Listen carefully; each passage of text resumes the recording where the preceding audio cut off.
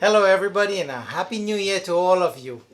Just wanted to, so as we go into 2022, just wanted to connect, have a conversation because closing off the year, I had a lot of conversations with many people that was asking about, well, how do I quit my job and get into becoming a full-time real estate investor? What does that journey look like? Can I do it now? When can I do it? How do I do it? So, I thought maybe kicking off this year as we start off a new year, usually we're focused on our goal setting, on understanding how do we develop our business, our strategy around achieving these goals, right? So now would be a perfect time or a brilliant time to have this kind of conversations. So the first things I want to establish with people is your job as a new investor is actually a benefit to you. So we need to make sure that we have a proper plan in place in order to get you from where you are to where you want to be. Well, here's the pros and the cons, so to speak, with regards to your 9 to 5.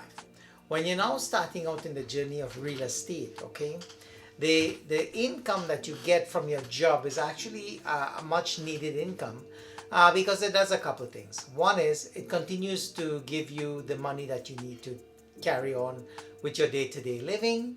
And then on the flip side, when it comes to the banking institutions, it's really they love seeing stability in jobs and they love seeing the T4. So for the investor who wants to get into real estate investing, the brilliant part of it is, as you know, you're going to be using the power of leverage, where a 20% down payment can actually get you into 100% property because the bank is going to help you. But the bank wants to understand a few things about you. One is your credit score, obviously being very important. So the higher the score, the better it is because then they reduce the risk on you. The other thing they want is your income. So they love seeing a T4 that's available for them to have a look at so that they could determine what is your income, and that in turn determines the buying power that it will allow for you. For example, if you had available to you $100,000, then it means that you could buy a $500,000 property with the banks as long as you meet the qualifications. And that's huge because the growth on $500,000 is your benefit. When you look at the houses, as it increases in value, the value is based on the 500,000, and that equity position is all yours. This is why when we talk about real estate being your key enabler for financial freedom and generational wealth, this is the reason why, because you have the power of leverage, where the money you're putting out is not as much, but the value created and the growth from it is on the full value of the property. So a lot of people want to understand, well, how does it work? Why can't I get out of my job today? Here's the thing you need to figure out, okay? And I wrote a couple things here. Your career or your job generates the income. The income is what the bank wants to see in order to determine if they will approve you for your first property, your second property, your third property, or whatever number you're looking at. As long as you're going to them, it's what they are looking to see is stability in income and an income from the job. This allows you to continue to buy, continue to leverage, and continue to grow your wealth. But every time you buy a property, you are going to win on the 4 metrics that's available to you as an investor. You are going to leverage because the renter is paying the money and your mortgage, your principal is being paid down. Then you have the value of the house increasing because of the market dynamics, and as you can appreciate right now, the market is going crazy. But again, the market dynamics can change, right? So you got to always remember that. But over the long term, it's going to continue to grow. And that's really a key fundamental part of it. The other thing is, if you were to do some renovations, repairs, additions, or basically what we call value add the property, then the property is going to appreciate significantly because of the money or the repairs and renovation and the general upkeep that you're going to put on that property. So the property continues to grow significantly in value. And also the other piece that you got to remember is cash flow is also an important part of when you own property, because again, depending on the expenses, depending on the rent that the market is allowing you to charge with the renters, you can have positive cash flow. So when you look at the 4 dynamics just on one property, you have a significant amount of money that's going to come to you over time. Year 1, year 2, year 3 is always different. And what happens is that allows you to be able to check market against your income. And why you want to do that? Well, it's like this. Your job here is going to get you to financial freedom here. But you got the timeline. The timeline is the plan. Okay, this is where you take this money, right? Like I say, the income gives you the initial investment. The investment is important. Why is that? Because this is your seed money. This is your capital invested. And as that continues to expand and grow, you have more cash flow coming to you, more wealth generation with the annual appreciation. At some point in time, when you build your plan, you're going to see maybe it's a 2-year plan, maybe it's a 3-year plan, maybe it's a 5-year plan, where there will be enough income coming out of your investments that has enough income to replace the job income. And that's the key enabler to allow you to say, okay, now is the time that I can transition, because now your income has gone up, your rent value has gone up along with the cash flow that's coming out of the properties, and so you can see, okay, now I can afford to transition.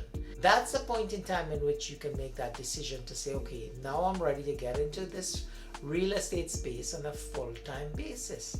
And then you can become a full-time real estate investor. You know, a lot of people also take the venture to go into the stock market. Now you're talking about NFTs, they're talking about Bitcoins, they're talking about so many other opportunities that's available to you as the investor, but the same principle would be in place. At what point in time do you move out of your job? It's when you are able to replace that income that is currently being provided by the job. If you can get that, that's what you call the bridge plan. So this is my, it's not a pretty drawing, it's a drawing of the bridge, but what it shows is this is what we need as an investor. We need to have a plan in place that allows us to invest, to grow, to acquire properties, and then over the long period of time, that is going to supersede and even surpass significantly the income that you're going to replace.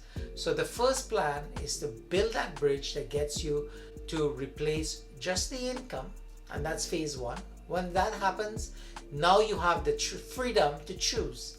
Do I stay in the job or do I transition out, and am I able to continue living? Yes, you are. And then you can continue to grow, acquire properties as time goes by. Now there are key fundamentals. There's a lot of strategies in place for you to understand, well, what are the strategies you want to employ?